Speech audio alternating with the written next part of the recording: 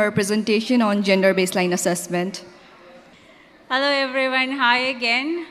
I know it's very late in the day and everyone's probably really tired, but hopefully we can concentrate a little bit more on this next presentation. Again, just taking the time to thank the NHRC and also the leadership of Commissioner Lily Taka, who actually really convened us this idea behind, even the idea behind this gender baseline assessment came from a conversation we had with the commissioner around planning this conference. So I'm really happy to be sharing the findings of this paper with all of you. And I'm really happy to say that you can actually find the full report in your bags, so the full report is already with you, so that you can go and have a look at the full report as well. But I'll just highlight the main findings in my presentation now. Just before I go into the main findings, I think there's been already the speakers here, they've talked about some of the background, some of the context that we are working with. Some of the, of course, speakers have talked about the gains, what we've been able to achieve in this space. There have been positive developments, of course, but I think it's really important to also note that there's, like speakers have highlighted here, that there's still so much work to be done, that there's still a lot of discrimination and violations that women and girls and gender diverse people face. So this is the background that we are working with, but also acknowledging that accountability has been quite rare. I think it's just everyone settling back in, so all good.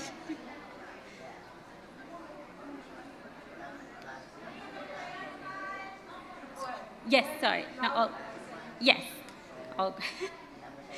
So just internationally, I just wanted to highlight that it has long been recognized that these two approaches, gender mainstreaming and gender specialization, has been these are the two main, it's been recognized that not one approach is enough, but that these two approaches are complementary and required to make progress to address gender inequalities. So the baseline assessment really examined NHRI activity across both of these approaches.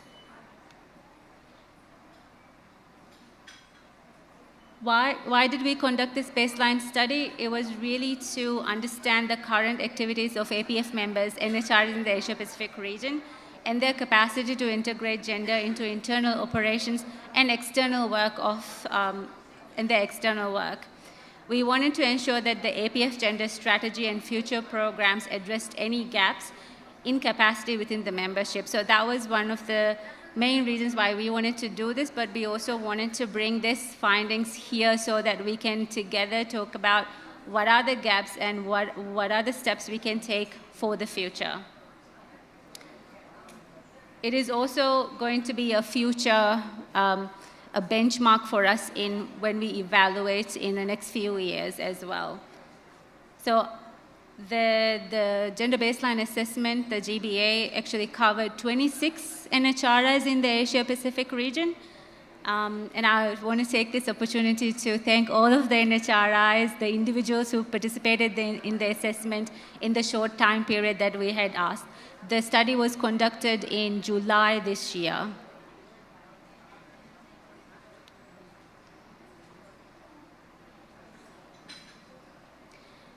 The GBA was carried out using a framework of 21 indicators across 5 main areas of NHRI internal operations, internal and external operations. So the findings are an amalgam of information we got from secondary data from a review of publicly available documents.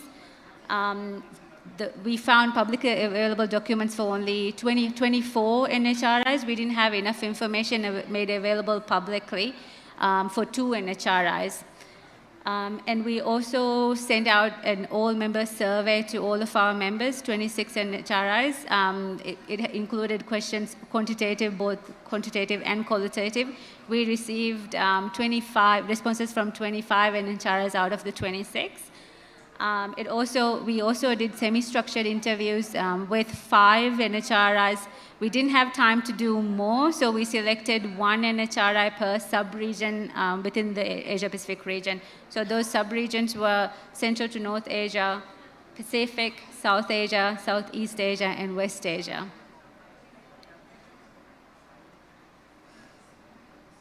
So the 5 main areas examined that I talked about before were structure and decision-making, gender equality in external work, human resource management, internal gender expertise and capacity, and organizational culture and practice.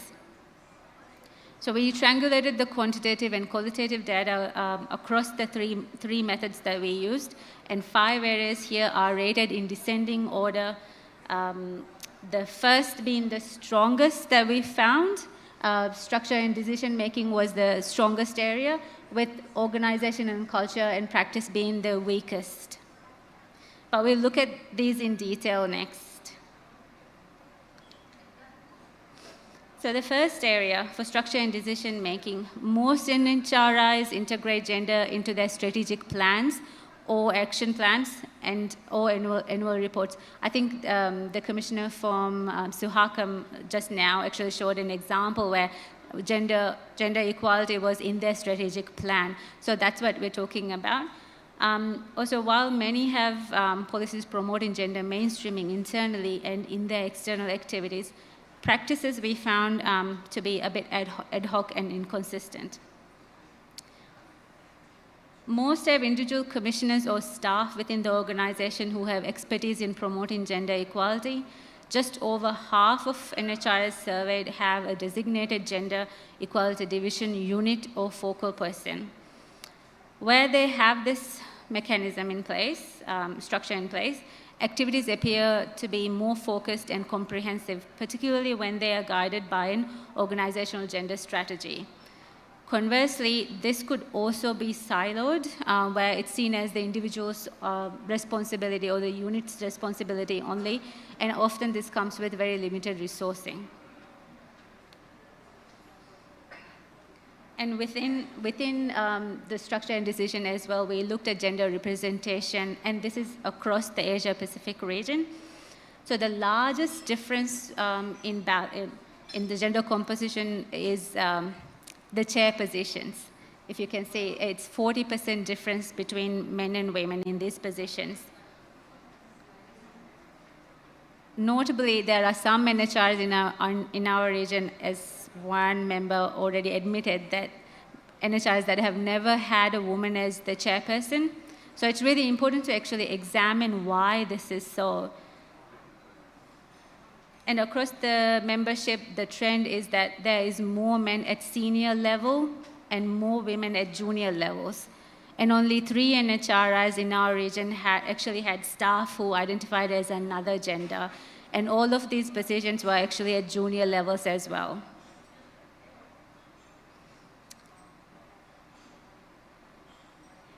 But when we look at this, as I said, this is a regional outlook, but I think it will be really important for NHRIs to monitor individually at their own levels to really drill down into what these numbers are saying in their national contexts. Some NHRIs do have policies, as some have already talked about here, do have policies for the equitable allocation of governance and senior leadership roles across genders. However, some NHRIs noted that the policy must be bold enough to make a difference. For example, if the policy says you should have at least 1 female member, for example, it's not really making a significant impact on equitable representation. So you need to have bold enough policies to make that change happen.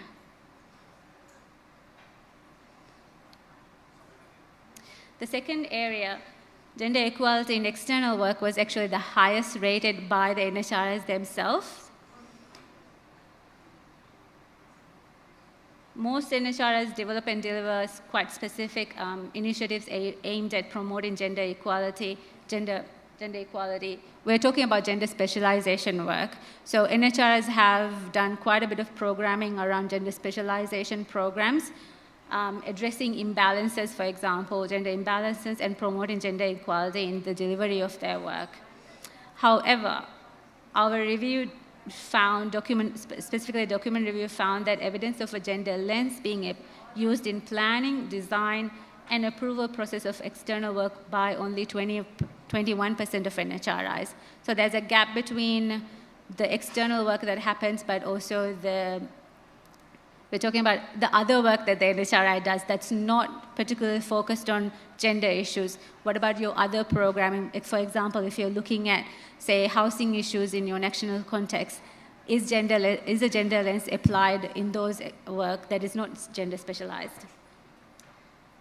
One survey respondent indicated that a gender lens is not applied to external work, while majority NHRIs said that a gender lens is considered most or all of the time. One survey respondent also indicated that gender disaggregated data is not collected or reported, while 68% said that it is collected or reported most or all of the time.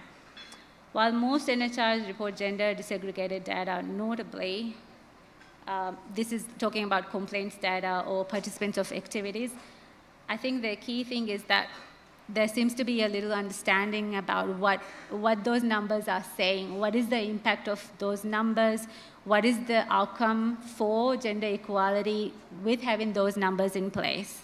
So there needs to be a bit more interrogation into what the impact of programming and numbers look like.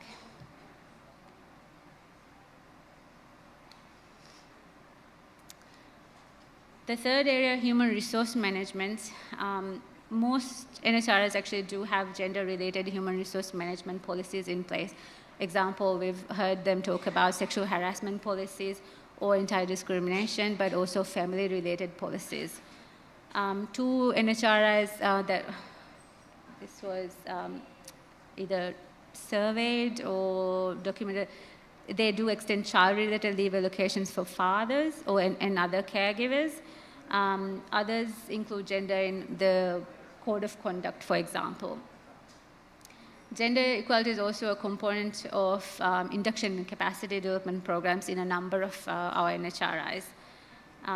But it is less common, I think, from what we've found, is that NHRIs, gender is not mainstream into the other generic human resource management policies. For example, recruitment policies or position descriptions, performance assessments, and remuneration levels and promotion and retention. So these policies are not as mainstreamed, or a gender lens has perhaps not been applied to these. NHRIs do report on gender disaggregated numbers, but this again also is not very consistent.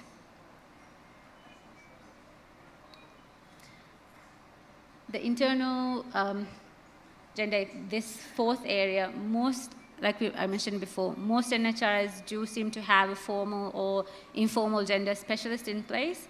But I think the issue here is you might have a unit or a person specialized, but across the board, across the staff, does everyone understand gender equality and gender mainstreaming at the same level? This is what also needs to be, I think, examined a bit more closely. There appears to be strong practice across NHRIs of providing and reporting on activities that focus on gender. However, there's little evidence of gender mainstreaming, again, across the other work that you do. 68% of NHRIs indicated that they are reasonably able or not able to progress gender equality and actually would welcome or required capacity development. 6 NHRIs indicated that they were not yet providing any internal gender-based capacity development to staff.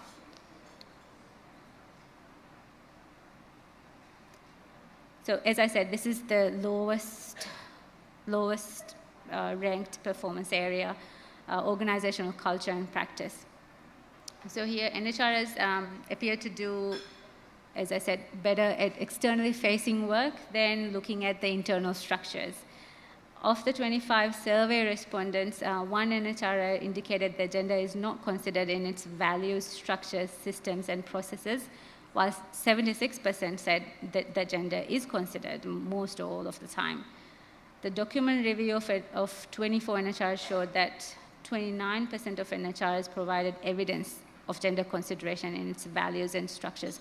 So as you can see, there's a disparity between what the NHRs said, 76% that said they do, but when we examined the documentation, we could only find evidence of it at 29%, for example.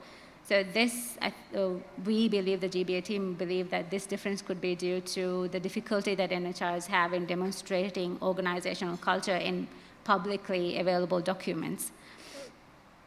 Interviews also identified gaps between intention and delivery, noting that while the gender policy might exist, it is really hard to put that into practice and make sure that everyone understands what that practice looks like.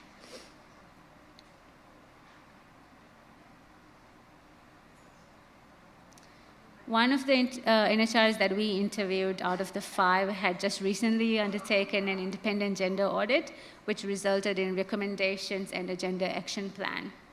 Others indicated that they regularly review the policies to ensure that gender are mainstreamed. Yes. While NHRs have formal and informal, again, specialists, the point I think, again, is that this is not across the board, not across all staff.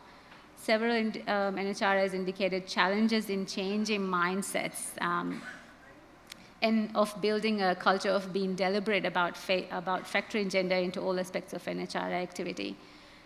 Consideration of gender in the budget process and in the allocation of funding and resources was one of the least achieved indicators. Document review found that only 2 NHRIs reported on gender-based resourcing. So this is, from what we could observe, this is gender budgeting, and reporting on gender resourcing is quite a challenging area for most of the NHRs. And actually, even for the APF, this is still an area that we ourselves are tweaking in how to be more deliberate about it. The baseline report, of course, doesn't have any recommendations or anything, because it's just, it was really written to look at what the current status situation is, so we didn't include any recommendations, but this is some reflections from me personally. Like it's shown that NHRs do have quite a strong commitment to gender equality, and there's quite a, I think, capacity, like strength in NHRIs to be able to do external facing work on gender programming for women and girls.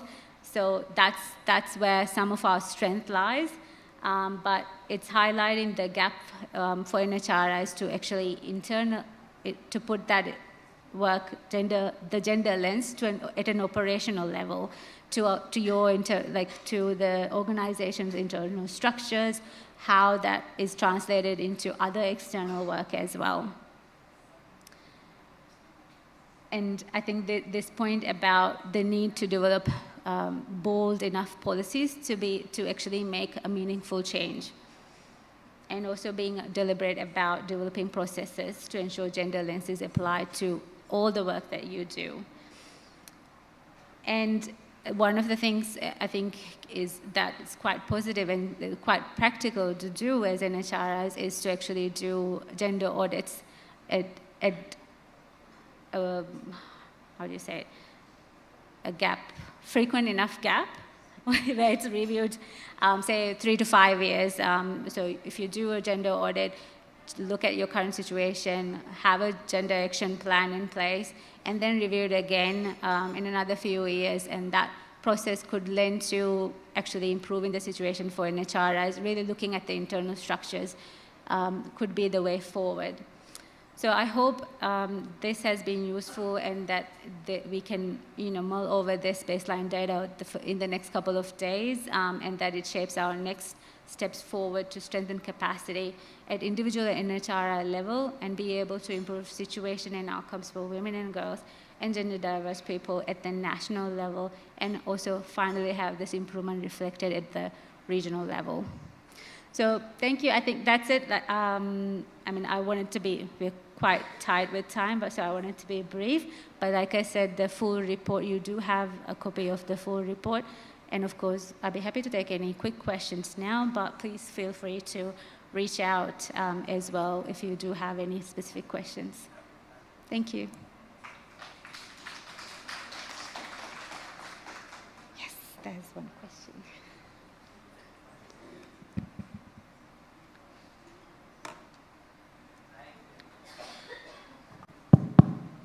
Hi everyone, I'm Bhakti Shah.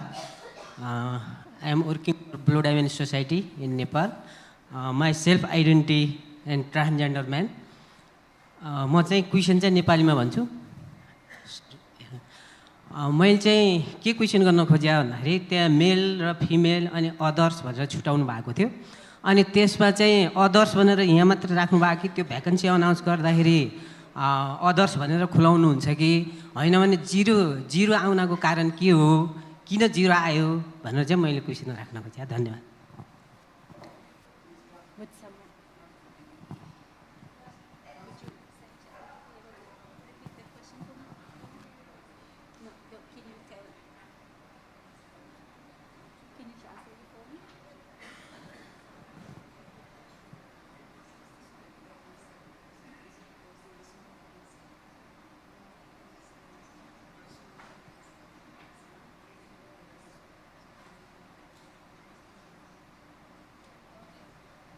I think if I understood the question correct, why was the percentage for gender diverse people at zero?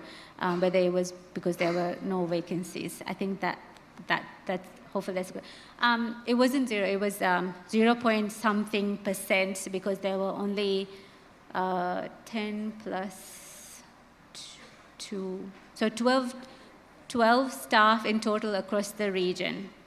So that's like 0.5% or something. So there, like I said, only 3 NHRIs in our region had staff who identified as from another gender. But this is no question that I can answer why it's not so, but it is for a question for all of our NHRIs here to reflect why is there not more. Why isn't there more diversity in the staffing structure? So I think that's a good, I think it's a great question for us to reflect and take back for our own individual institution levels. Thank you.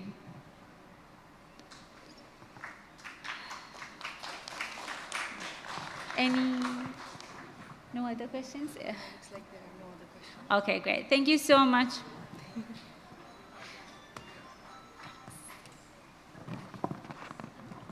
Thank you so much, Faso. We would again like to thank the Asia Pacific Forum for their support. Now we will proceed to the final panel discussion of the day. Our final session today is a panel discussion on GESI Mainstreaming within NHRIs. Introducing the chair and the facilitator for this session.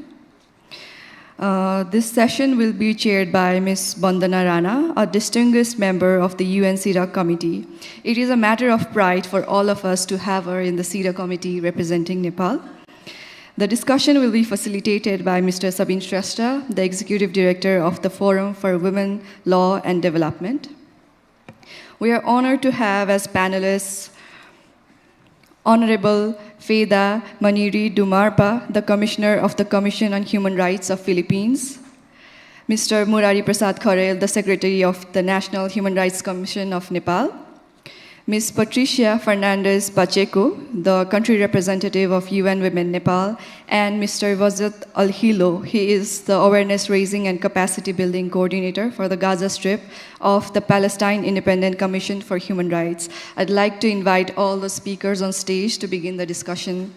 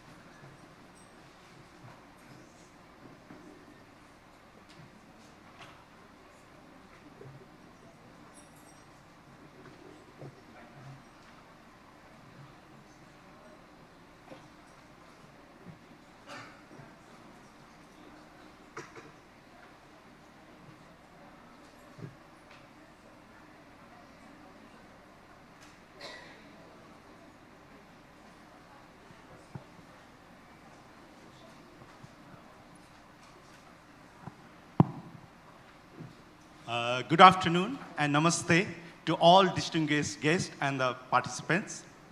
I would like to welcome. This is the last session, but I promise this is the most interesting session because the context is very well set by this gender baseline assessment. So we are going to explore more why, because there was a question, why this is the situation? Because the situation demonstrated by this gender baseline assessment is not very pleasing. And promoting equality and advancing the rights of excluded groups is a core area of national human rights institutions. And we are discussing on the issue of GESI within the NHRIs. And we are not limiting our discussion on just integrating the GESI within the NHRIs, but also the role of NHRIs to facilitate GESI in overall respective country perspective. And also, we won't let anyone leaving behind. So we will discuss about the minorities, sexual and gender minorities, person with disabilities, different diverse group within the women. So definitely all these in the plate of these sessions. And it is my pleasure, and I would like to thank National Human Rights Commissions to give opportunity to facilitate these sessions. We have a very highly experienced, expertise, and knowledgeable panel. And if I'm going to introduce my panel, to introduce them, each one, it will take at least 5 minutes. So I'm going to introduce my panel very briefly. Just apologize for very short introductions. So our chair of this panel is Ms. Bandana Rana. She's a CEDAW, UN CEDAW committee member since 2016, and it's our continuous third term.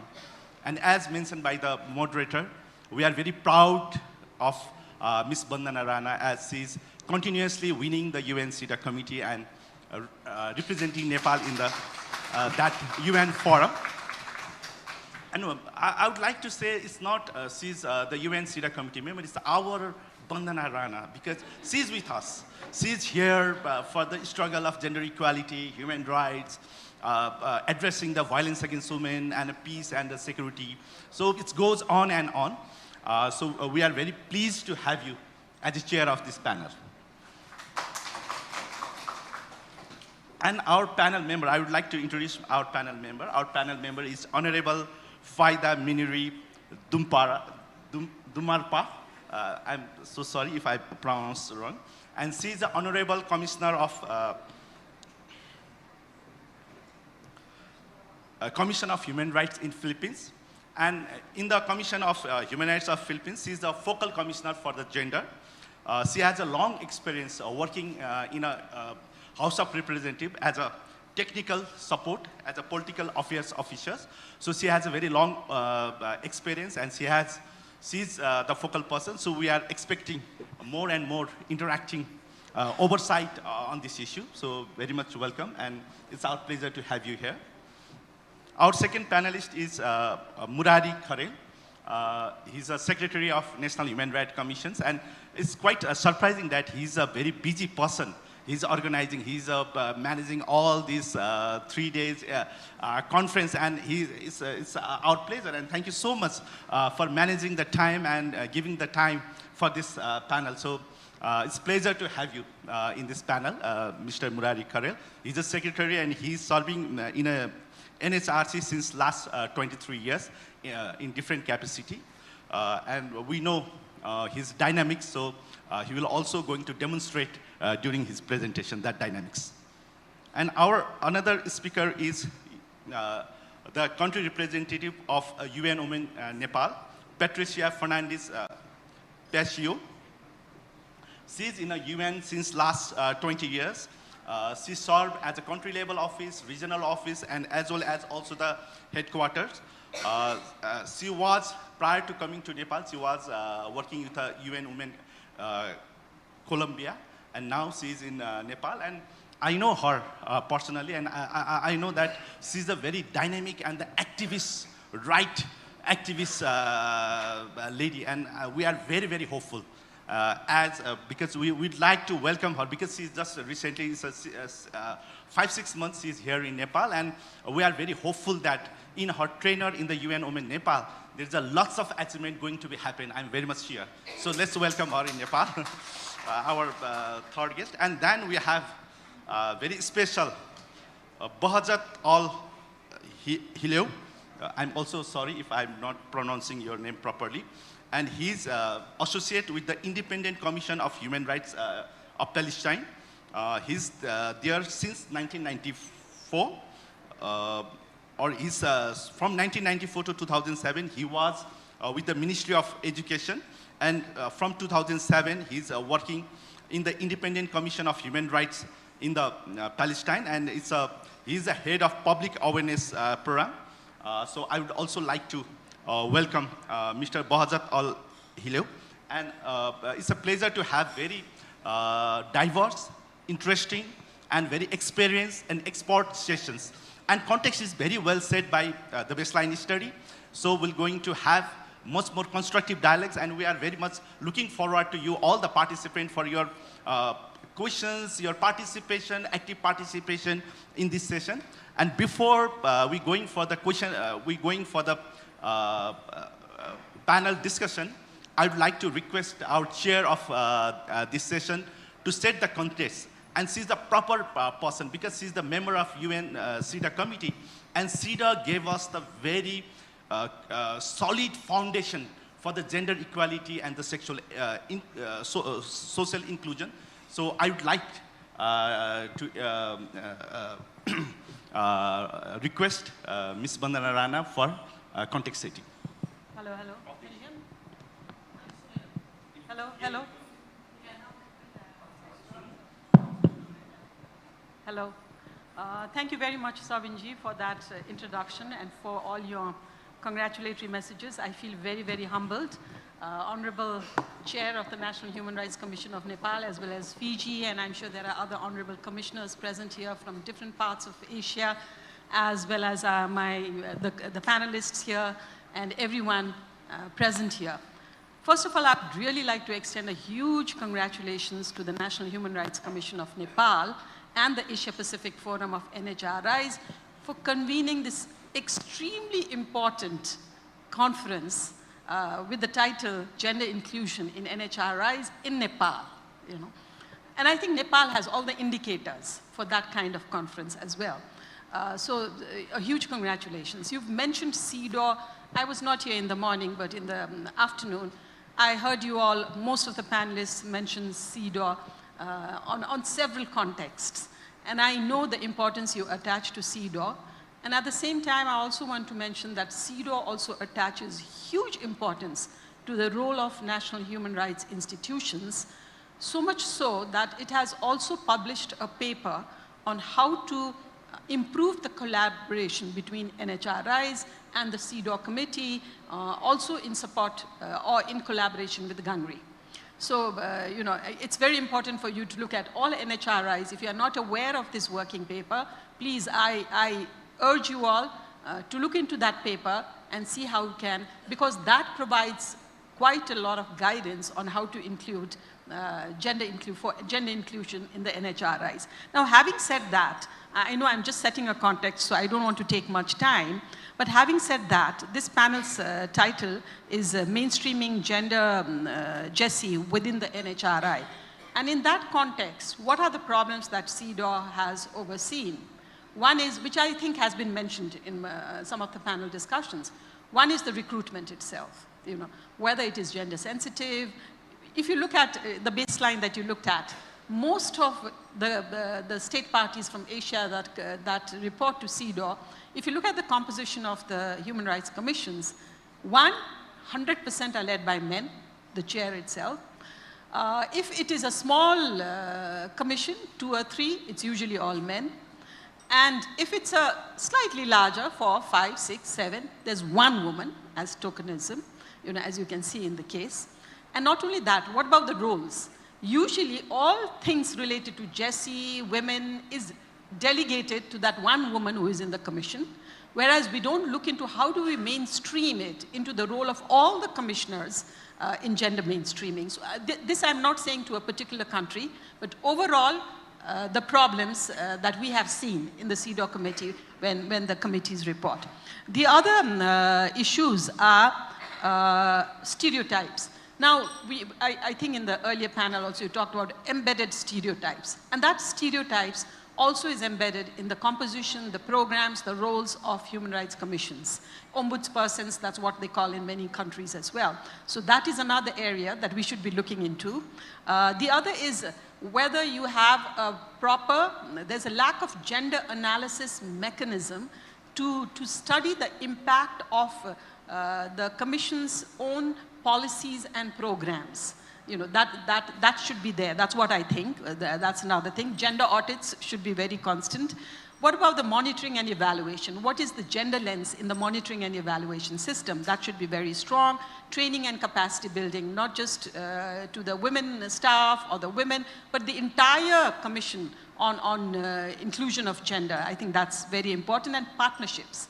Partnerships of the human rights commissions with human rights defenders, other gender entities. In many countries, like in Nepal, we also have the National Women's Commission, we have the Women Ministry. So how do you partner with these entities? You know, that's also extremely important. And of course, the civil society and the human rights defenders.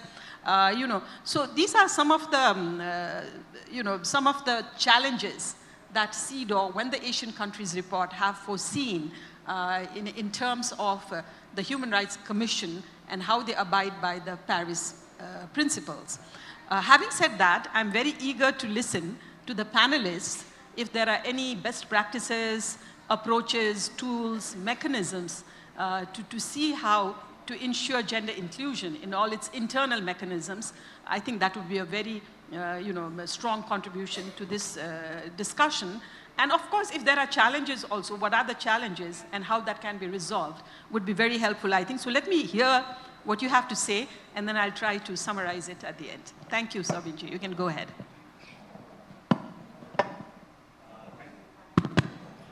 Thank you, Bandana ma'am, for excellent contest setting, particularly for this session. And her experience as a third-term member of UN CEDAW committee is just reflected.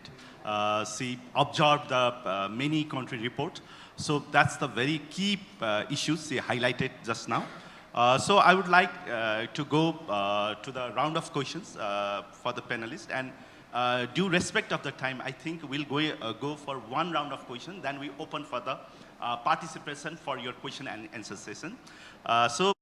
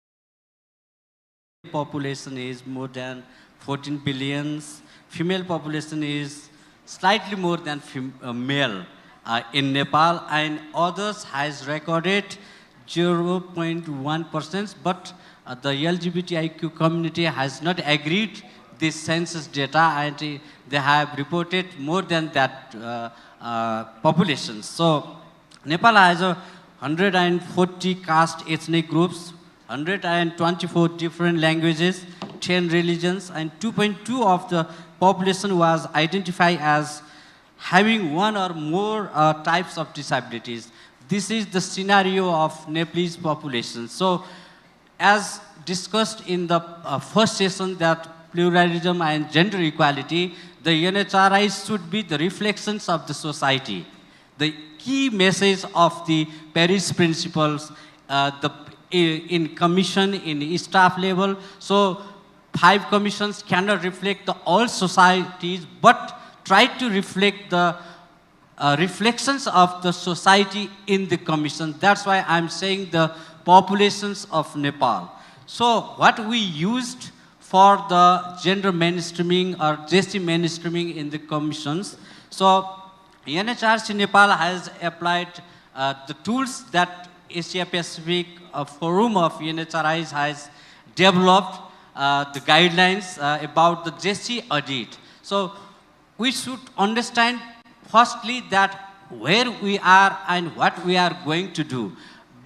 Unless and until we became gender mainstreaming, and without gender mainstreaming within the NHRIs, we cannot have a moral stand to tell to the government and other state entities. That's why we applied that, what is the positions of the NHRC Nepal in gender mainstreaming. So the tools we apply is the GESI audit within the NHRC. We did it recently and has going to publish it.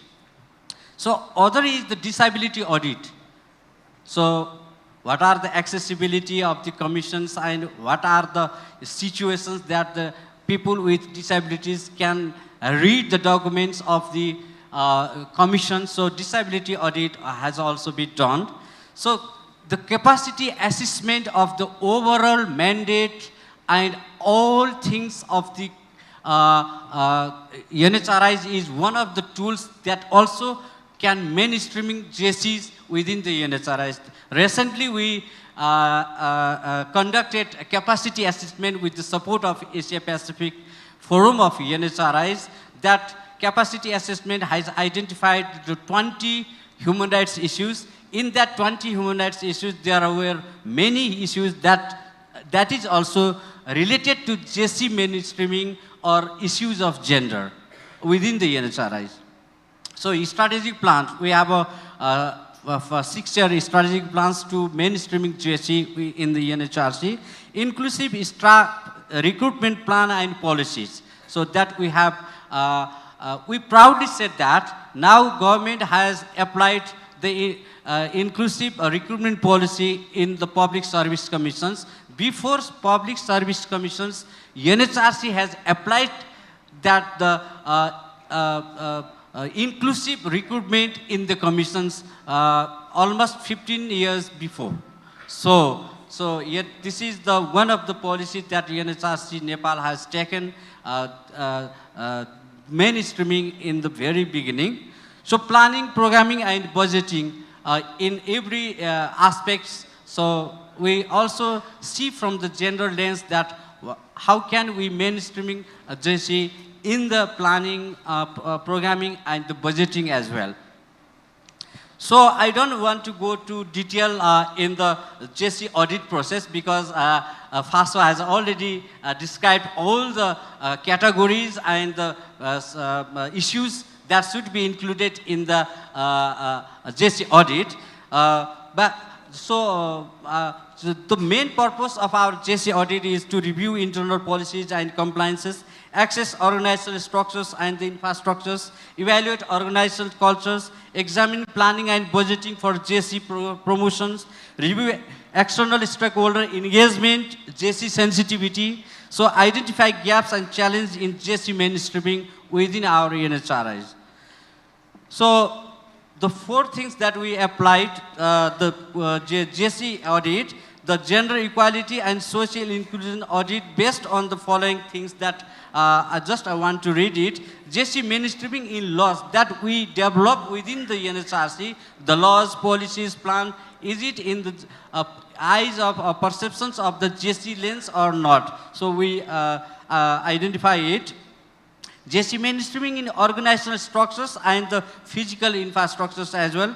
GESI mainstreaming in institutional cultures, how we behave, all sections of the society within the NHRI is the main issue. GESI mainstreaming in planning, budgeting and the expenses. So methodology, we did independent expert, hired independent expert, and then did it independently. So some of the recommendations has done that GESI audit recommendations to the governments, because it is the duty of governments to support to NHRIs that this audit has identified some recommendations to the governments, recommendation to NHRC itself to improve the gaps, and the CSOs and the development partners, how they can collaborate and partnership with the NHRIs for the GESI mainstreaming. So some of the staff recruitment situation in NHRC Nepal, at that time of audit, 209 staffs were there, and 130 male, 79 female, and the so-called Brahman Kshetri and higher caste were 130, and Janajati and indigenous peoples were 38, Dalit were 10, disability people. At that time, there were no Muslim staff in the in our commissions. Right now, we have recruited Muslim staff also, and right now, the male staff is 59, and female staff is 41. So, some of the areas that we identify to improve and gaps is, please, can you go ahead? GESI mainstreaming laws and policy, we found that 9 out of 10, and external works also we are in satisfied situations around 8 out of 10, and organizational structures and physical structures, because we don't have one buildings, that's why we find some lackings. It is to be improved. And organization culture also, it is about 7.5 out of 10. And out of 25 staffs of the divisional head or the head of the departments or divisions and provincial heads, 7 were male, and in that male also indigenous people are also included in the heading positions. So disability audit, access to NHRC office, physical infrastructures and barriers were also assessed. Disability friendly policies and internal laws were assessed. Access to informations, website, documents and informations. Participation and coordination with disability-related CSOs, programming and budgeting, staff recruitment policy and practices, organization culture and behaviors, recommendations received to improve in policies, infrastructures and programs. Because we are not perfect to include the people with disabilities and the issues of disabilities in the commission that we identified, and we are trying to improve it in our policies and program. So capacity assessment recently performed, and out of 20 issues, practices of pluralism in commissioners and staffs, this was the one issues. I have to say that in our commissions, only one female. Right now, NHRC Act is to be reviewed and formulated new, and NHRC has recommended at least 50% should be recruited. So it has been recommended by the commissions to enact the laws. So we hope that it will be implemented. So capacity of the NHRC to be inclusively representatives of broader society. So this was also an issue.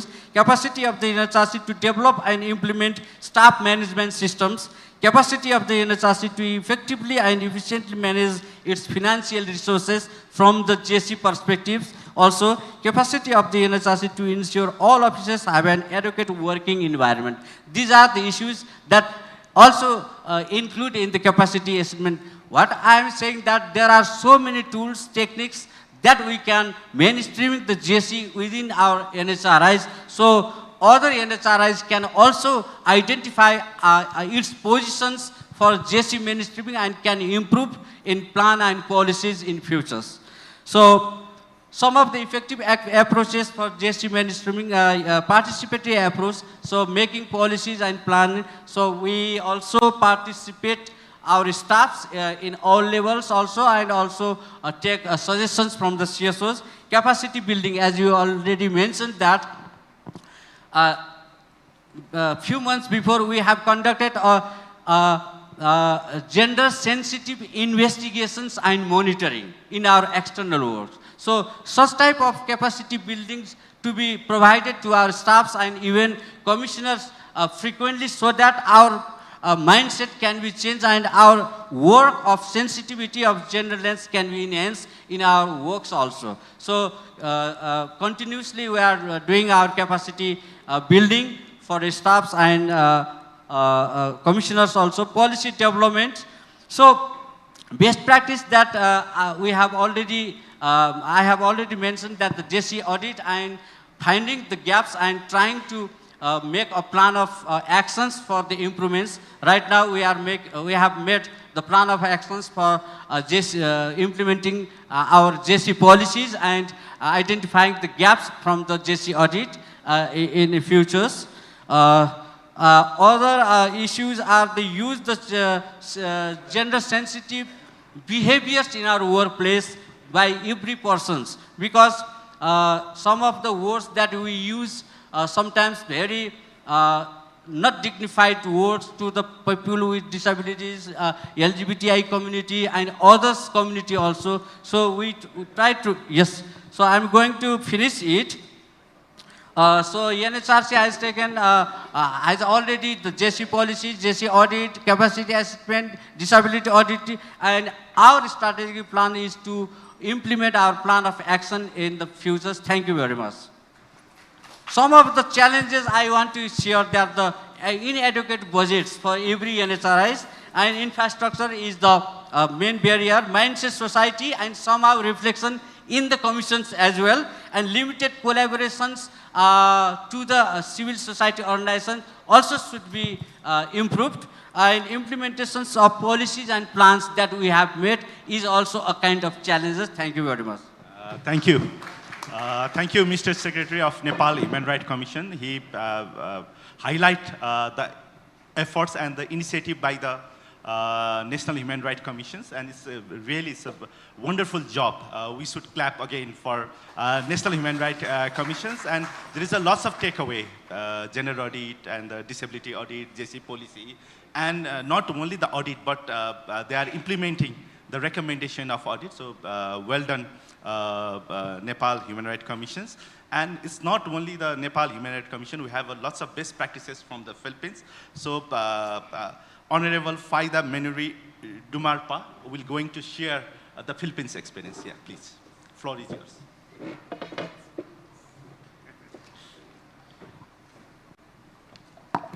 I was just whispering to our honorable facilitator that the presentation is going to be less than 10 minutes, 8-9 minutes max. So, Assalamu alaikum. Good afternoon, honorable guests and participants, fellow human rights advocates and defenders. It is with great honor that I represent the Commission on Human Rights of the Philippines in this crucial discussion on the role of national human rights institutions in advancing GESI. I am also privileged to be alongside distinguished panelists from the National Human Rights Commission of Nepal, UN Women Nepal, and the Palestine Independent Commission for Human Rights. The Commission on Human Rights is an independent body entrusted to protect and promote human rights throughout the country. Our mandate is comprehensive and encompasses a broad range of human rights issues. Our commitment to gender equality is particularly significant as the Gender and Development Ambud under the Philippines Magna Carta of Women, which localized the country's commitments under the Convention for the Elimination of All Forms of Discrimination Against Women, or the CEDAW. This role has substantially enhanced our capacity to address gender-specific issues and to effectively advocate for women's rights.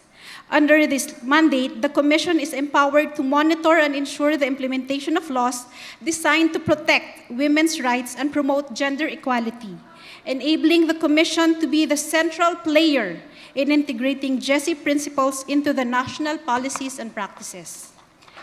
This critical function is now cornerstone of our mission to uphold the human rights of all individuals, particularly women and persons with diverse sexual orientations and gender identities, ensuring that gender equality is embedded at every level of governance and within the society at large. As the Gender and Development Ombudsman, the CHR is mandated to monitor the government's compliance with the Magna Carta of Women in collaboration with the Philippine Commission on Women and other relevant government agencies. This monitoring function is crucial as it ensures the provisions of the law are effectively implemented by the government agencies across all sectors with due consideration of intersectional vulnerabilities. Moreover, the Commission is tasked to establish guidelines and mechanisms to facilitate women's access to legal remedies by providing legal assistance, partnering with legal aid organizations, and building referral systems. The Commission ensures that victims of gender-based violence and discrimination receive the needed support and protection. It is important to note that the Commission's role as the Gender Ombudsman is separate and distinct from the general mandate of all government agencies to mainstream gender under the Magna Carta of Women.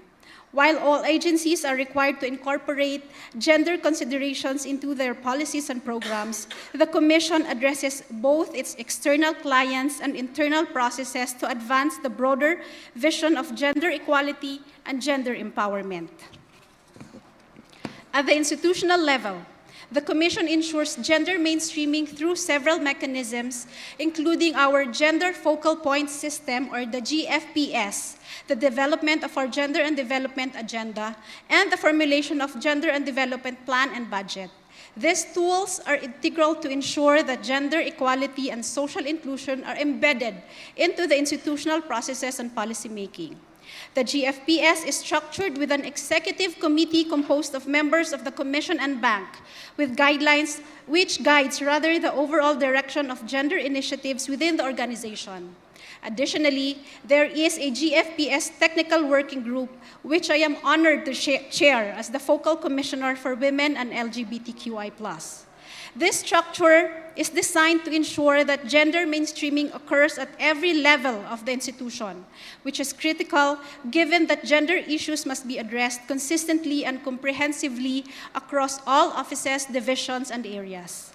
The importance of having gender focal points at every level and office cannot be overstated.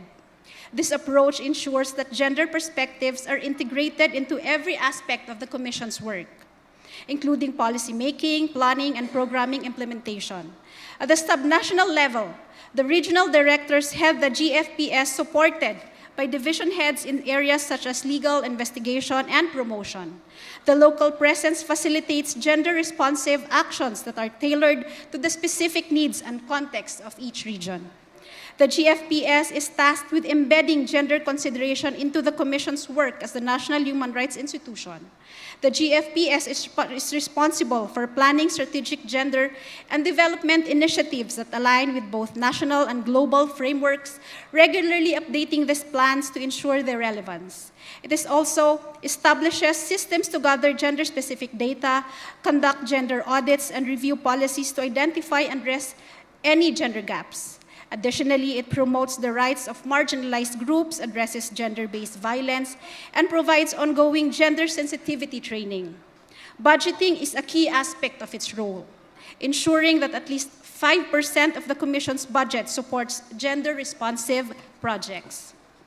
At the CHR, gender mainstreaming has emerged as a crucial gender equality social inclusion tool that enables us to integrate gender considerations into all aspects of policy and program development. It allowed us to incorporate gender in the Commission's core mandate of promotion, protection, prevention of human rights violations, and policy making. By systematically incorporating gender considerations in our core mandates, we are able to enhance our human rights work, improving effectiveness, accountability, and exclusivity across all levels of policy and program development. This also allowed us to amplify the voices of the most vulnerable and marginalized, expanding spaces for them to share their lived experiences and forward key recommendations to the government. Allow me to provide few examples on how the Commission mainstreamed gender in our core mandates. On protection, we have produced reports highlighting gendered dimensions of human rights violations, for instance, by reporting on the lived experiences of women left behind by the war on drugs. On promotion, we raise public awareness on gender issues such as unpaid care work, situation of solo parents, access to post-abortion care, different forms of gender-based violence, sexual and reproductive health, among others. In our prevention of human rights violations, we have monitored and surfaced lived experiences of women and LGBTQIs in detention. And in our policy work, we supported and actively contributed in the passage of the law prohibiting child marriage.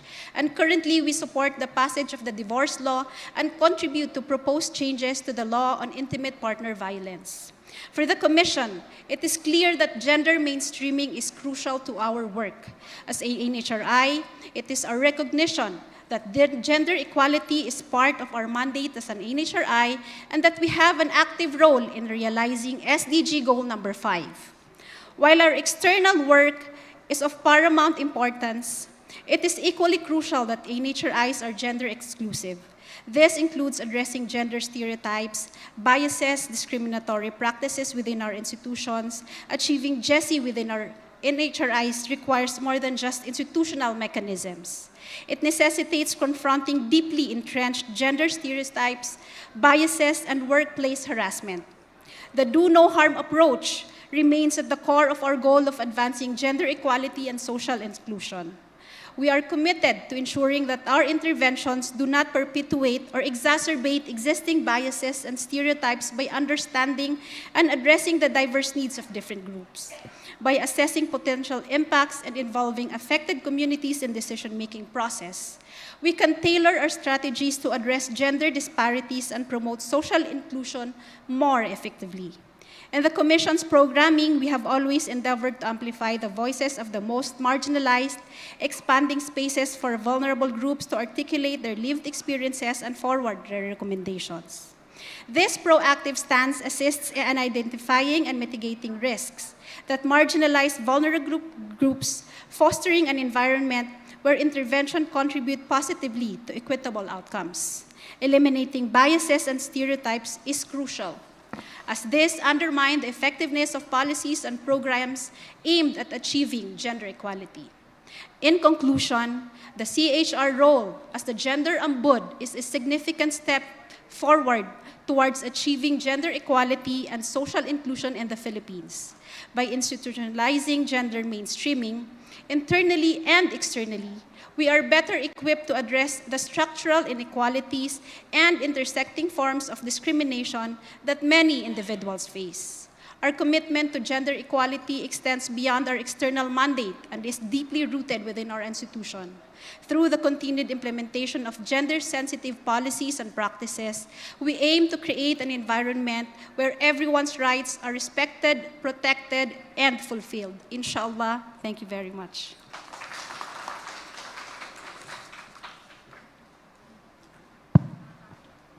Thank you very much, Honorable Faydah Maniri.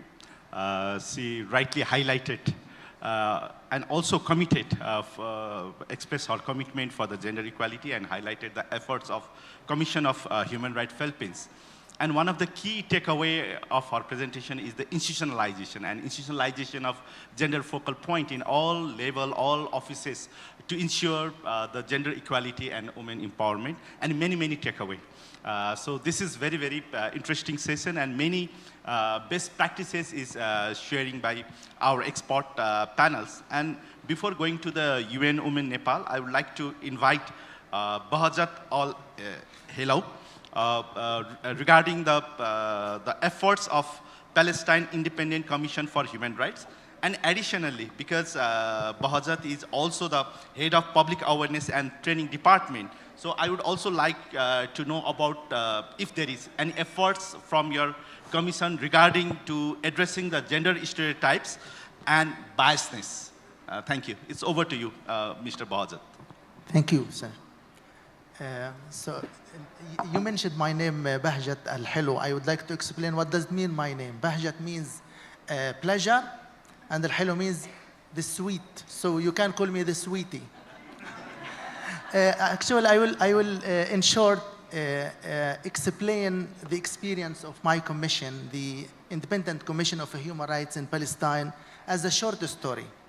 In 1993, there was Oslo Accord between Palestine and Israel, PLO and Israel. And Mrs. Hanan Ashrawi convinced the President, Yasser Arafat, before he returned back to Palestine, to issue a presidential decree on the establishment of the commission. And he swiftly issued this issue.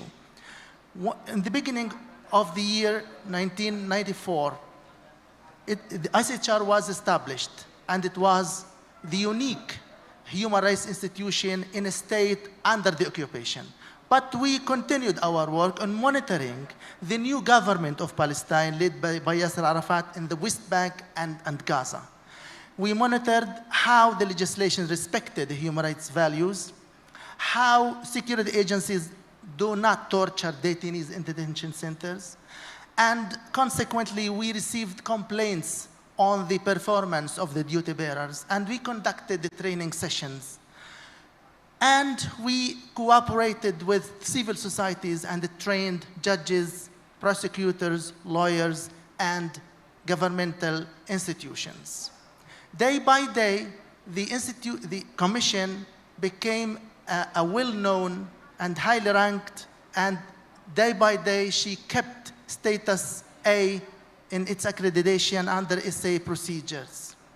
But this is not enough, because we think that human rights, gender mainstreaming, needs something essential in order to continue. Do you know what? It is independence, it is self-determination. So before we talk about human rights, it's very important to emphasize that you are free, you are enjoying dignity, and you are enjoying self-determination. Because the last 10 months, the Israeli tanks destroyed the Gaza Strip, and the 2 quarters of our commission in Gaza and in Khan Yunis were completely destroyed.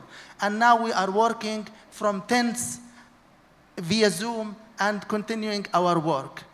I was forced to leave Gaza after 6 months of the work just for the medical treatment of my wife, but I cannot return now to Gaza and rebuild my commission because the borders are occupied between Palestine and Egypt, and we are deprived even returning to our country.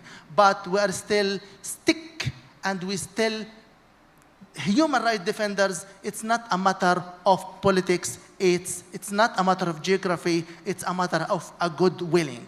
But let me explain to you the experience of ICHR in mainstreaming of gender equality. ICHR adopted the human rights-based approach in this domain. And we started with the legal standards. Why shall we integrate gender equality in our work as a commission? Because it is an obligation.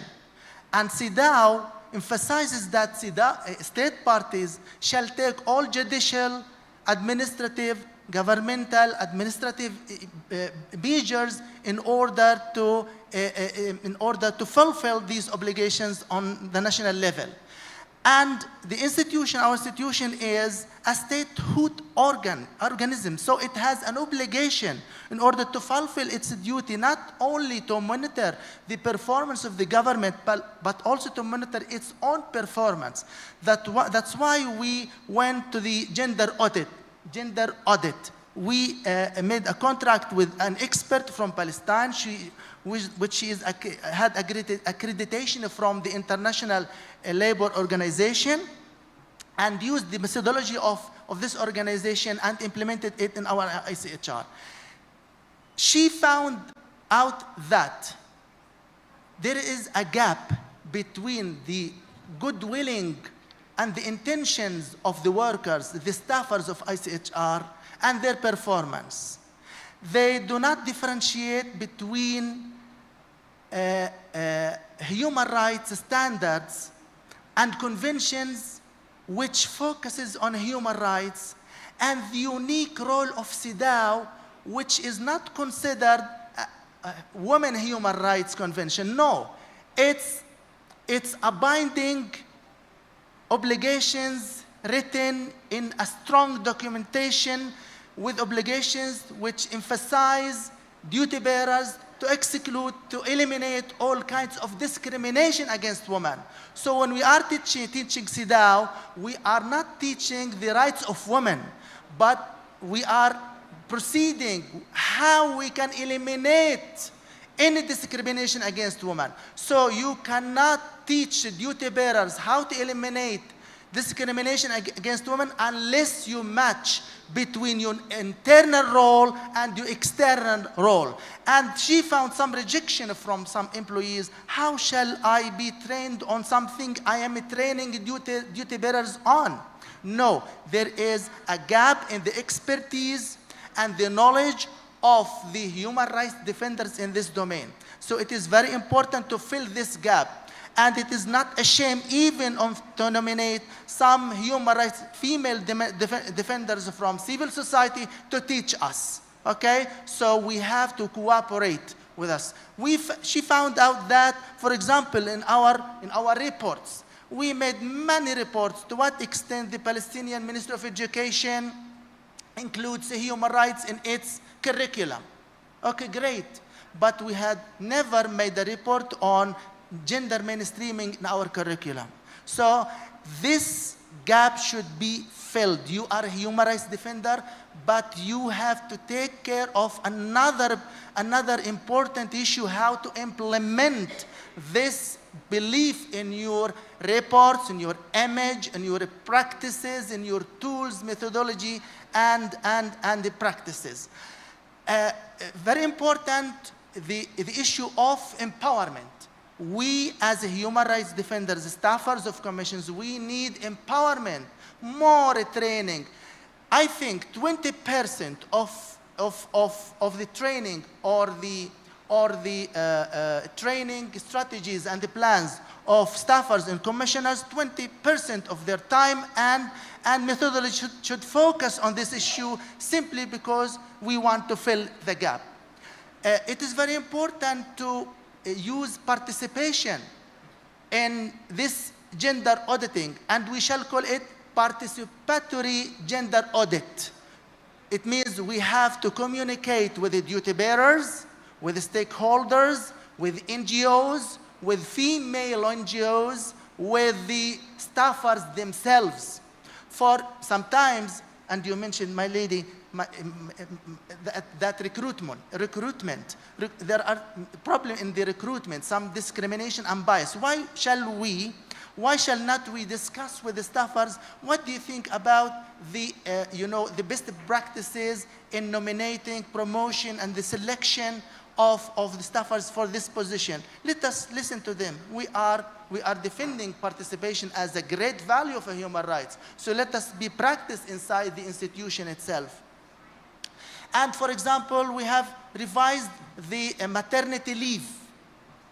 We have to, and we reach the conclusion that we have to extend the paternity leave from 3 days to 5 days, and we expecting to increase it to 7 days because the normal days of holidays, the 2 days weekly, are conducted of this, of this donation. So it's unfair. So we have to make it bigger and longer. I think it is an obligation to move from theory to practice, to fill the gap, to increase the expertise of the human rights defenders within the Commission. And it is very important to create accountability measures. Accountability measures does not mean punishment, sanctions, and penalties. But we have to focus on the role of the commissioners. commissioners are playing a very and vital important, they are charismatic body which will enhance the readiness of staffers to accept the idea. Commissioners playing the role sometimes of the cassation court, sometimes the ICG, and sometimes the ICC. Sometimes the cassation court, we resort to them when we exhaust justice remedies inside the institution and we get no justice, we go to the commissioners and they will bring justice to us. And so this is a mechanism of accountability. Or they play the role of the ICJ. They give advisory opinion on the thorny tasks inside in the institution. And sometimes sometimes we need them to play the role of the ICC and issue some, penalties and punishments, but in a framework of disciplinary, measures when there is, gender mainstreaming abuses inside the institution. Thank you very much. I think ready for your questions. Thank you.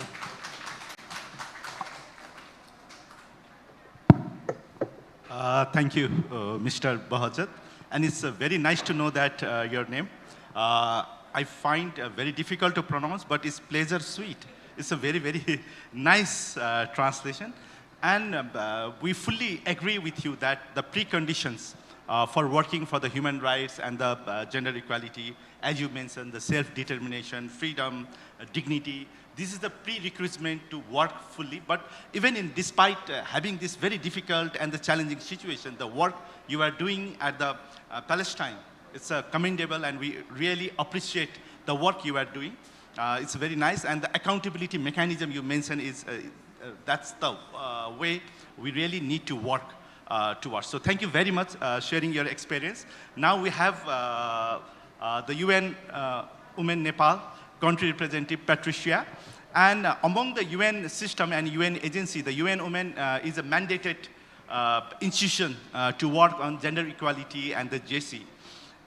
So UN Women Nepal is also very much engaging with the NHRC regarding the development of this GESI audit and the implement of the GESI audit. So in this context, the UN, as you are very much involved integrating the gender and the GESI mainstreaming in NHRC, I would like to ask the question to share your experience and the approaches. What are the approaches and the tools recommended by UN Women to, that is very useful to integrate the GESI in NHRIs, and particularly because you are in Nepal, and particularly you are also engaged and collaborating with the Nepal National Human Rights Commission. So what is the usefulness of using this gender audit tool to accelerate the GESI in NHRIs? So over to you, Patricia. Thank you, Sabin ji, and good afternoon. Thank you for bearing with us after a long day of discussions, and I hope I can say something new after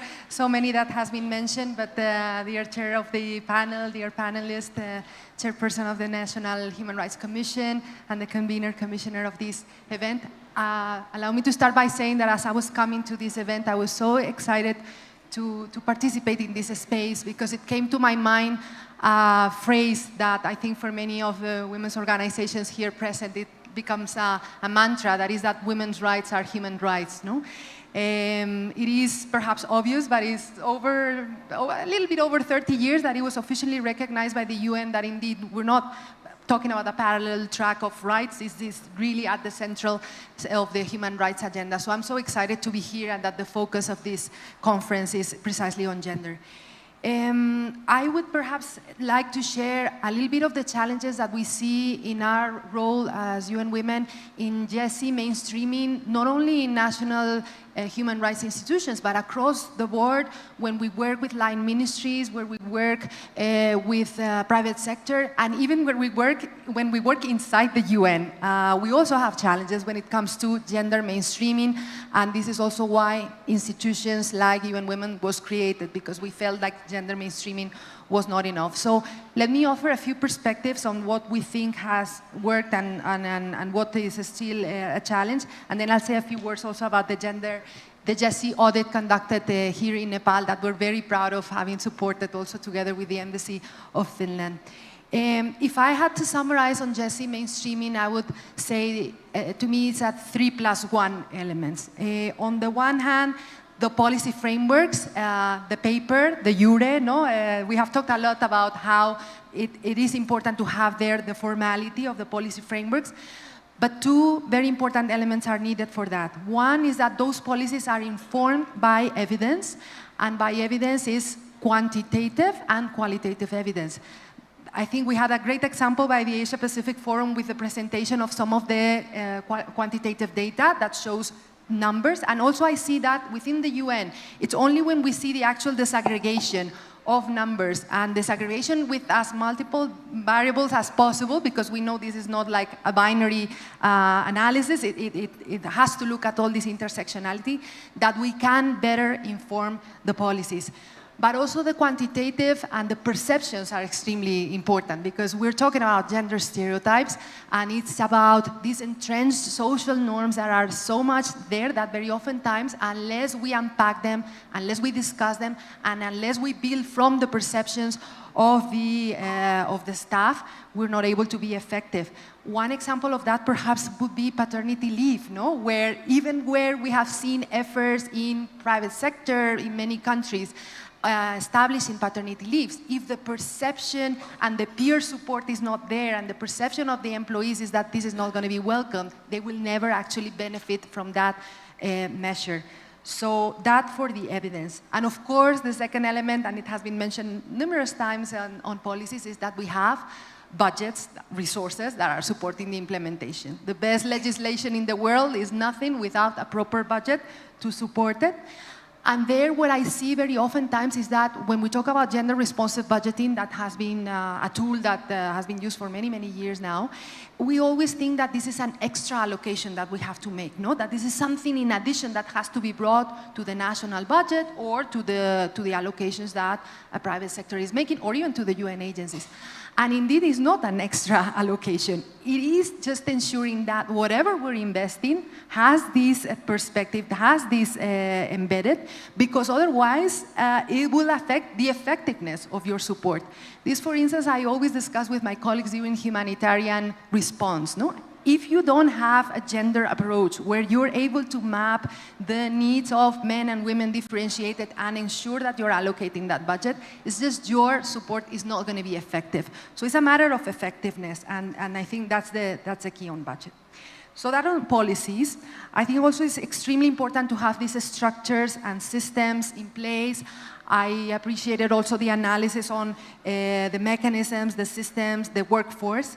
And there in the UN also, we have seen, for instance, the importance of inclusive participation and the different measures that can help in this inclusive participation. And one of them is affirmative action.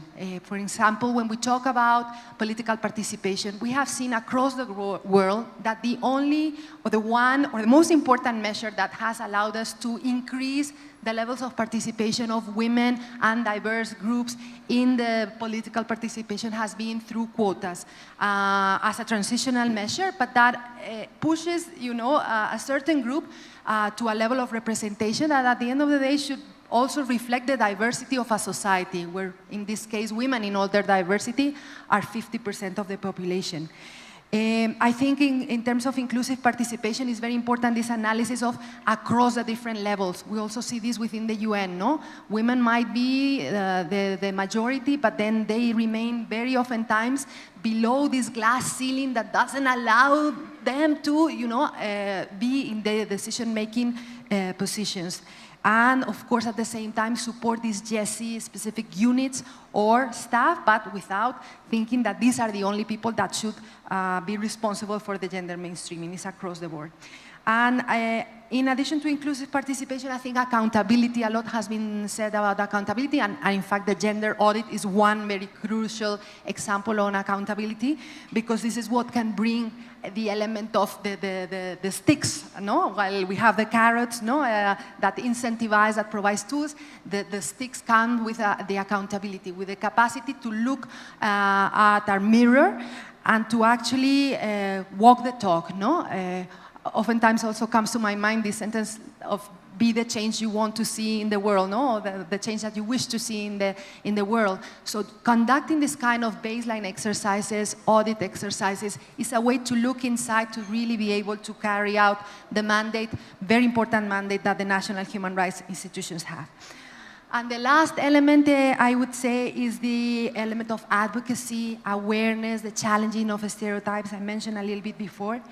But in this case, let me talk a bit about the specific mandate of the national human rights institutions. These are human rights defenders, and very oftentimes human rights defenders are under a security threats because, of course, the sensitivity of the nature of the cases that they are dealing with.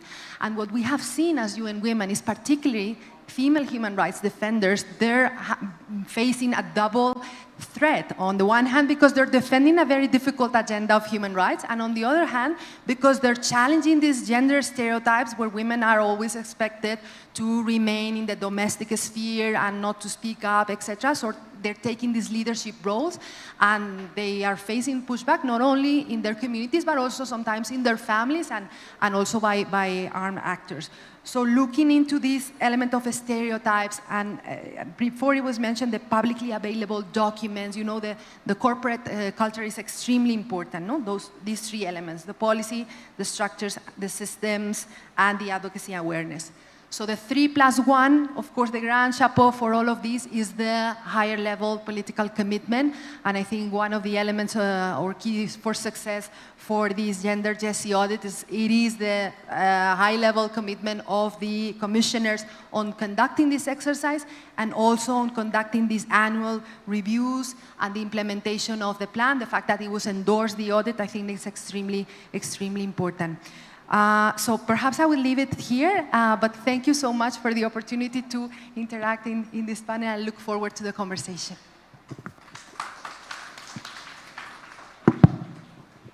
Thank you, Patricia. Yes, we are fully agree that among the many approaches to integrate GESI in NHRIs, this GESI audits is one of the very effective tools. And it's very evident that we saw in the presentation of Secretary of NHRC, so how this GESI audit is instrumental and how this process take forward it even within the NHRC to mainstreaming the GESI. So thank you very much for UN Women for this support. And yes, very truly observe that this audit tool itself is a very structured framework, the paperwork, then it's collect the evidence, the quantitative data, perception, and also provide the very intended guide where we need to focus on. So definitely, this is one of the takeaway of this session, and thank you so much. And I would like to thank, and having a pleasure to have this wonderful experience and knowledgeable panelist in this session. We are already behind the time, but because all of you is stay till here, so there might be the couple of questions, so not many, but we can open for the couple of questions, and please introduce yourself, and if you have a questions to the particular panelist, please mention that also. Yes, sir. Hello, my name is Dipendra Singh, National Human Rights Commission, Nepal. This is the question and concern should be for all human rights community, including NHRIs of Palestine. On October 7, 2023, when Hamas attacked Israel, nearly 1,400 innocent people from different countries were killed. The brutality of the attack on women should also be condemned. Unfortunately, 10 innocent Nepali students lost their lives in the attack by Hamas. Bipin Joshi from Nepal, who was abducted by Hamas at the time, is still disappeared. This is the serious violation of human rights. What initiative did NHRI, including Palestine, take to free Nepalese youth Bipin Joshi from the capture of Hamas? What is your contribution for the safe release of Bipin Joshi and other hostages who are held by Hamas? By which empowerment and justice to mother of the Bipin Joshi and his family can be ensured by NHRIs, including Palestine, through gender perspective. Thank you. Thank you, sir. If there is any other questions, so I think there is no more. Okay, the last one.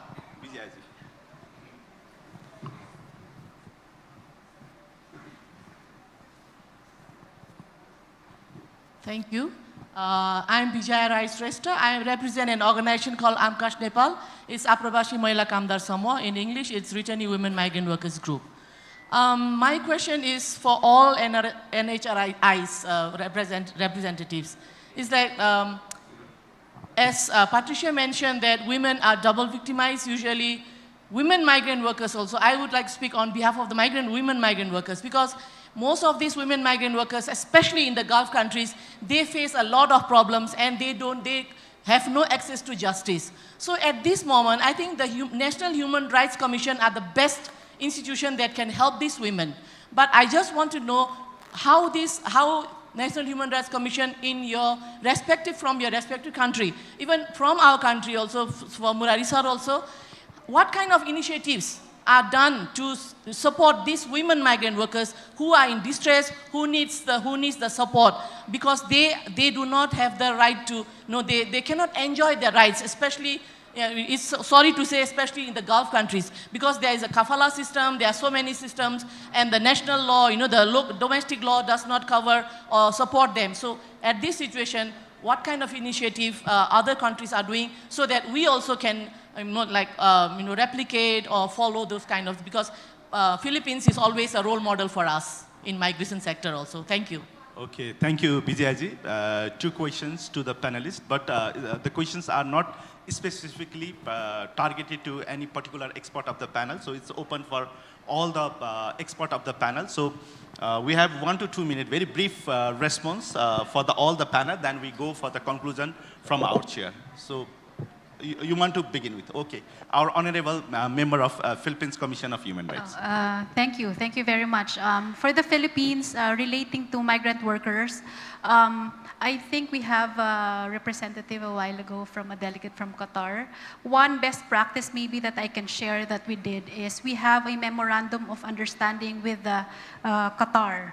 And part of this memorandum of understanding is coordinating with regards to our many migrant workers, Filipino migrant workers in Qatar.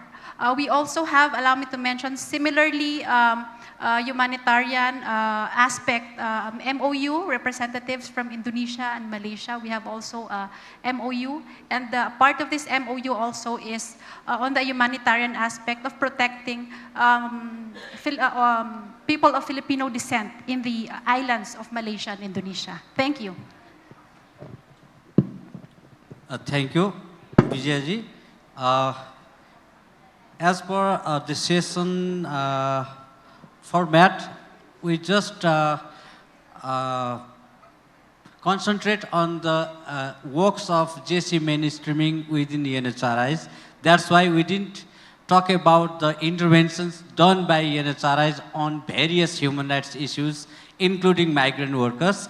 I think that if we organize another conference that what NHRCN done for the intervention of the human rights issues and GESI Mainstreaming in the government entities, let's organize another meeting. So we have done, we can talk later what we done about the migrant workers' rights protections.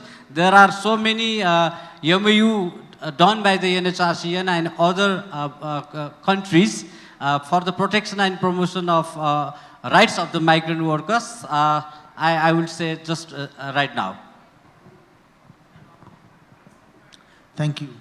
It's our solidarity with all people who are in hostages, and I hope that every single person in hostages or in detention center will be released soon from any country. But actually, we know that politics overwhelm the human rights.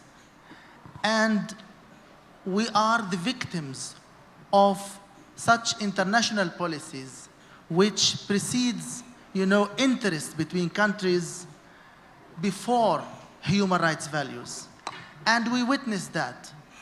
One single country can destroy the consensus of the international community, and the story of the veto.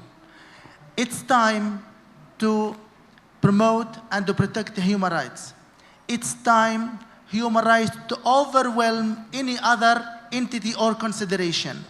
And it's time for reconciliation. And it's time to end occupation, and it's time to add for the SDG, we have 17 SDG goals.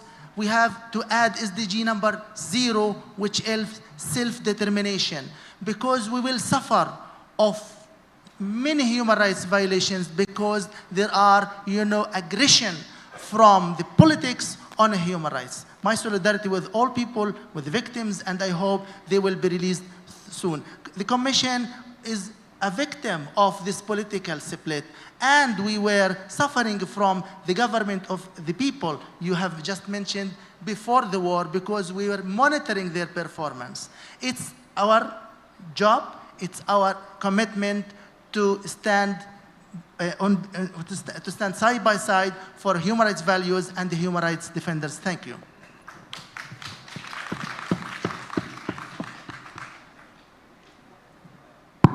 Thank you for excellent and very brief response to all our representatives from the Commission. And the question is mostly targeted to Commission, so I guess Patricia won't have any question to respond. So thank you so much for all the participants to stay till this time. And it's a pleasure to moderate this session. So I would like to thank NHRC and all the distinguished panelists. And now, there will going to be the conclusion by our respected chair. So I would like to hand over the mic to our respected chair, Bandana Rana, to conclude conclusion opinion and conclude the session. Thank you so much, Mr. Dynamic Moderator. And thank you to the panelists for your interventions. It's the end of the day. I know you've been here from very early morning, and I'm surprised that you still have the energy to listen to us. So I can see how passionately interested you are on the issue. So I'm not going to take long. However, I was thinking, with the increasing pushback, backlash, the increasing trend globally, the role of human rights commissions is getting to be even more important. Also with the increasing conflict within the region as well, and the impact it has on women and girls. So more and more human rights commissions needs to be capacitated more and to internally assess their own capacity. So I was very impressed with the representatives of the different human rights commissions who presented different and showcased different approaches, best practices, particularly in terms of gender audits, in terms of what impact they are having, and to see that they are abiding by the Asia-Pacific Forum guidelines on this assessment and audits. So that's a very, very, very interesting aspect. But the second aspect, I would like to thank you, sir, because you emphasized and mentioned CEDAW several times as an obligatory framework. And I really hope that with all the mechanisms that you talked today, the best practices, I don't want to repeat it. I know Philippines talked about institutionalized mechanisms such as the gender focal points systems. We talked about maternity leave. I could talk a lot on that, and the paternity leave and its impact, but I'm not going to go into that. With all that, I feel that if we have, if we were to believe, I'm not saying I'm not believing, but if we were to take you, as you have presented today, I'm very hopeful that national human rights commissions are getting to be more capacitated, more independent, more stronger, not only in its internal audit practices, but also in its composition and recruitment processes, so that the next time you come to report to CEDAW, I hope that most of the countries will be able to report in a more positive manner and also your mechanisms in partnering with human rights defenders, civil society, and other gender entities. One thing that I want to mention, I know our Philippines commissioner mentioned about a 5% allocation of budget for gender issues, but I was wondering if that was adequate. I don't have a comparative analysis, but I think the principle of gender-responsive budgeting needs to be really adopted and included overall in all the activities and programs and policies of the Human Rights Commission. So I know you are all very exhausted. You don't want to hear me any longer, so I'm going to stop here, but thank all the panelists for the interventions, and thank you all for giving me this opportunity to be able to talk to you all. Thank you so much. Thank you all the speakers for the interesting discussion. Now, to show our appreciation for the discussion, we would like to present token of appreciation to our distinguished speakers. I would like to request the session chair, Ms. Bandana Rana, to offer token of appreciation. I'd like to request our speakers to come forward. Mr. Murari Prasad Kharel, the Secretary of National Human Rights Commission of Nepal. Mr. Bahjat Al-Hilo, the Awareness Raising and Capacity Building Coordinator for the Gaza Strip of Palestine Independent Commission for Human Rights. Ms. Patricia Pacheco, who is the country representative of UN Women Nepal. Honorable Faydah Maniri Dumarpa, the Focal Commissioner for Gender of the Commission on Human Rights of Philippines. And the facilitator of the session, Mr. Sabin Shrestha. Thank you very much.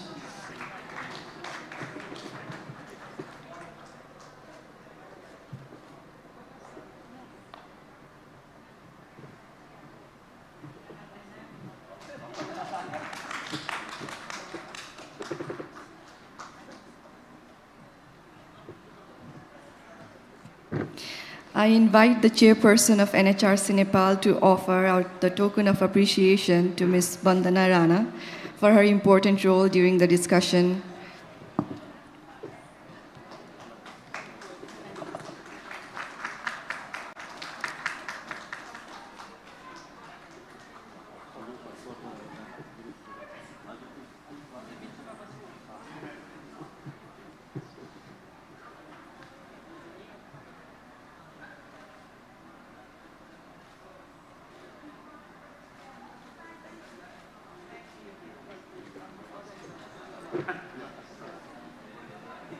Thank you all once again. Now, as we come to the end of our first day of this conference, it has been a day filled with enriching discussions on gender inclusion and pluralism in NHRIs, and we have gained valuable insights from our distinguished speakers and panelists. So to conclude today, I would like to invite the conference convener, Commissioner Dr. Lily Thapa, for her closing remarks and to summarize the day. It's not a closing remarks. Good evening, everyone. I don't want to go in details. I'm sure that you all are very, very tired after all these hectic sessions from early morning till now. Just wanted to share a few points to take away from today's session. So during the inauguration from all the special guests, including the prime ministers, highlighted the role of the new constitutions in the improving gender equality and reiterated the state's commitment to fulfilling its human rights obligation. And all of the special guests and the prime minister stressed the equality can only be achieved in a society free from conflict and harmful practices. So we have two presentation from APF, where Fasoha from APF emphasized the continued importance of the Paris Principles and the accompanying general observation and highlighted the gaps and the challenges within NHRIs, which is very, very helpful for all of us. And after the Faso's presentation, the panel on the pluralism and the policy provided the NHRIs from delegate the countries as well as civil society the opportunity to spotlight progress made in their respective countries. And in a critical review of the Amman Declaration panel, the panel acknowledged the limitation of the declaration as well as the challenges that are emerged in the intervening years since its adoption. And in conclusion, the last session, the GESI Mainstreaming within NHRI's panel stressed the necessity for the women to slowly graduate into leading NHRIs, while currently agreeing that challenges, particularly with staffing, recruitment persist, for which tools such as GESI audit may serve as a corrective measures. So I stop over here. I don't want to go in details. You will be getting all the detailed reports later on.